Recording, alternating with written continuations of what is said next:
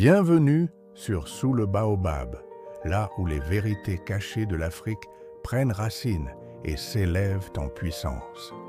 Aujourd'hui, nous racontons l'histoire de Soundiata Keita, l'enfant que l'on croyait perdu, mais qui est devenu le fondateur de l'un des plus grands empires d'Afrique. Ce n'est pas un mythe, c'est notre histoire. Dans l'ancien royaume du Manding, un devin prédit qu'un roi donnerait naissance à un enfant exceptionnel par une femme étrange et peu désirable. Le roi, Naré Magan Konaté, prend alors pour épouse Sogolon Kondé, une femme humble et mystérieuse, moquée pour son apparence.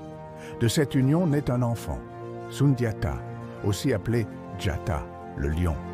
Mais à la naissance, l'enfant ne marche pas. Il rampe, muet, fragile. La cour se moque. Sa belle-mère, Sassouma Bérété, et son demi-frère Dankaran Toumani le méprisent. Mais la prophétie ne ment jamais. À l'âge de 7 ans, humilié en voyant sa mère ridiculisée au marché, Soundiata pose sa main sur une tige de fer et se lève. La foule retient son souffle. Sa mère pleure, et dans le Manding, on commence à murmurer « Le lion se lève ». Il devient fort, il apprend vite, il maîtrise les armes, l'arc, les traditions. Mais la peur s'installe. Dankaran Toumani, désormais roi, craint pour son trône.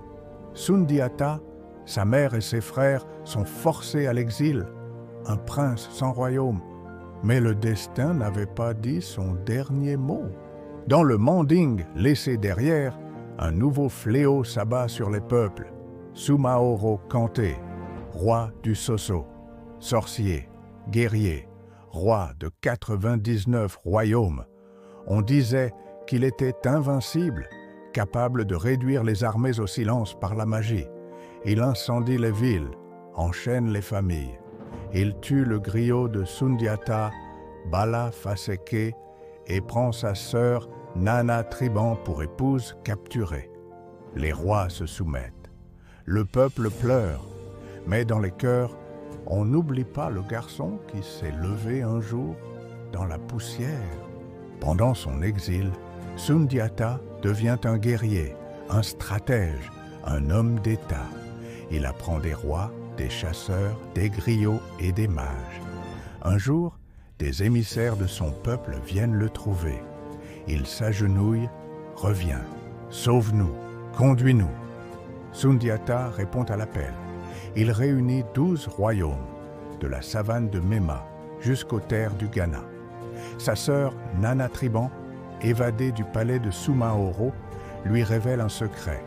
La seule façon de vaincre Soumaoro est de le toucher avec une flèche ornée de l'ergot d'un coq blanc.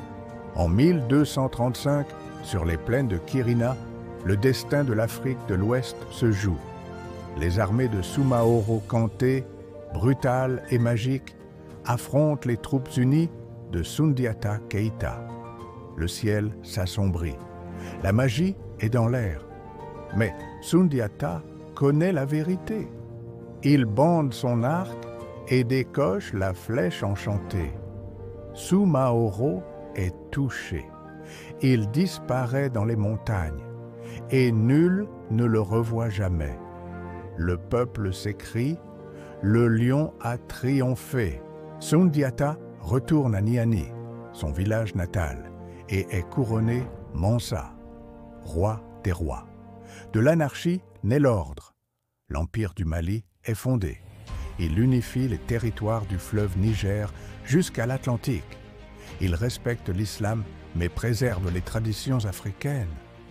Il apporte la paix, la justice et la prospérité. Il fait proclamer la charte du Kurukan Fuga, l'une des premières déclarations des droits humains au monde. Il ne règne pas par la peur, mais par la sagesse. Soundiata régna jusqu'en 1255, année de sa mort mystérieuse. Certains disent qu'il s'est noyé, d'autres murmurent qu'il a été assassiné. Mais sa légende n'est jamais morte. Depuis 800 ans, les griots racontent son épopée dans les villages et les villes d'Afrique. Ils chantent le courage, la justice et l'unité. Sundiata a ouvert la voie à la grandeur. À Mansa Moussa, l'un des hommes les plus riches de toute l'histoire de l'humanité. À Tombouctou, centre de savoir et de lumière. À une Afrique fière et unie. Sundiata nous enseigne que la force ne vient pas de la perfection, mais de la douleur, de la persévérance et du but. Il fut moqué, exilé, blessé, mais il s'est levé. Il a bâti, uni, défendu.